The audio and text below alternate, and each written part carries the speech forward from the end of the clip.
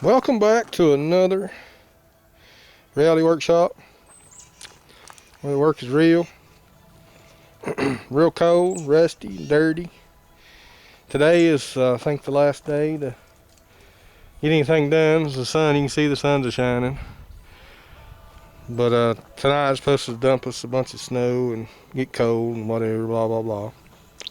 So I'm going to go ahead and try to pull the axles and change axle seals and get that done and get the cover on it and take the gear oil in the house and warm it up and fill the pumpkin back full of oil. What we're looking at is there's a little bolt right here you got to take out, and that's a special bolt. It just ain't a bolt. It's quite a deal. I'll try to do this one-handed, and they're difficult to kind of get out. What I did was I stuck a bar down in there against the housing like that, and then took my wrench down here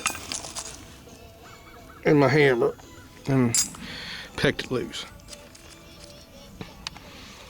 So I'm going to take that bolt out, which is going to let loose of this pin, that long pin. Okay. And then once we do that, now you gotta wash it, because those spider gears, them gears right there, will get out of sync. And it's not a big deal, but it just takes a little time to get them back. You have to round him. But anyhow, we're gonna take that out. I'm gonna go get a magnet right fast. Well, let me see if I can do it without it.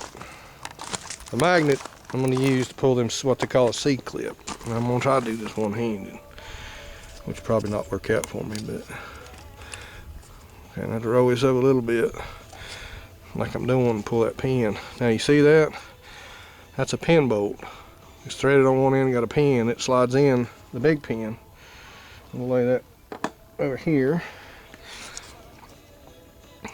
because we're gonna ever so carefully slide the big pin out like that.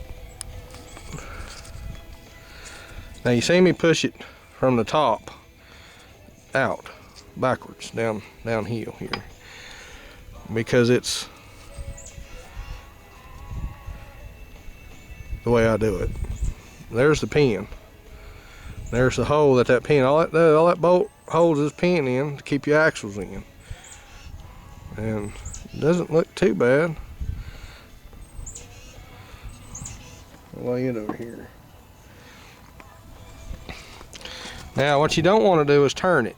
If you turn the axle, it's gonna turn them spiders, and which is gonna let them spiders run up here and down, and there's shims in there underneath them too, so. And it can be a pain in the butt to put back, but you know, hey, I've done many of them, and it's a pain in the butt to do every one of them. So, but we're gonna push back here on the axle, and if you look, there it is, and there it went. So I said I was gonna get a magnet. You see the little C-clip? I can fish it out in a minute. And then I'm gonna try to one-handed pull. A little wear on that. And you can see it's been leaking back here. You see all that grease and stuff? It's been leaking at one time. Yeah, there's rust in there too.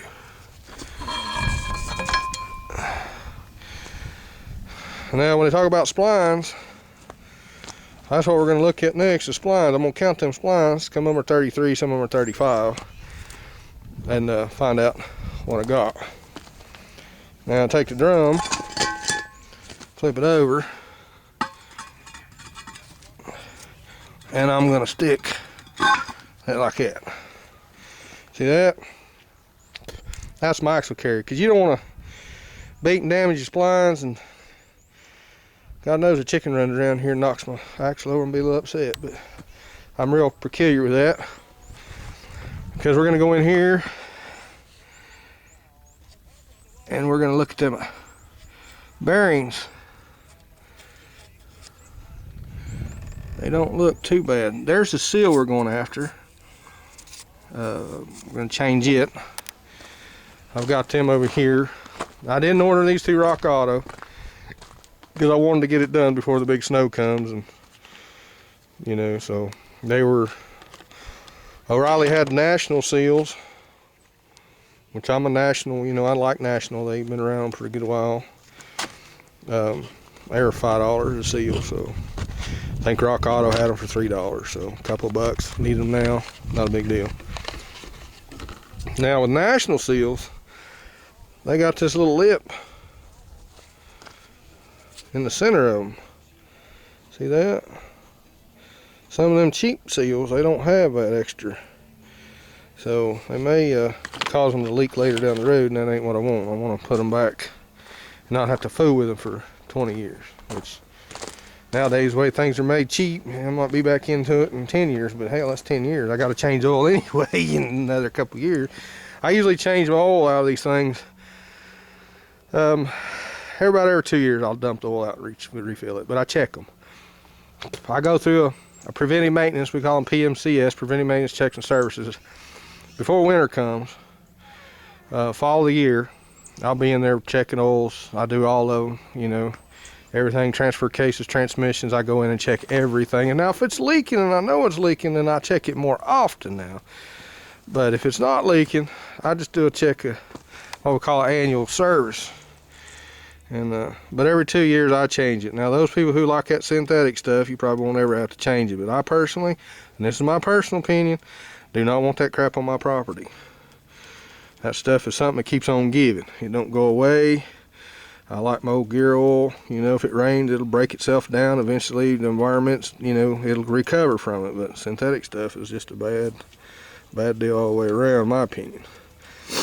So, been to a couple of schools on it.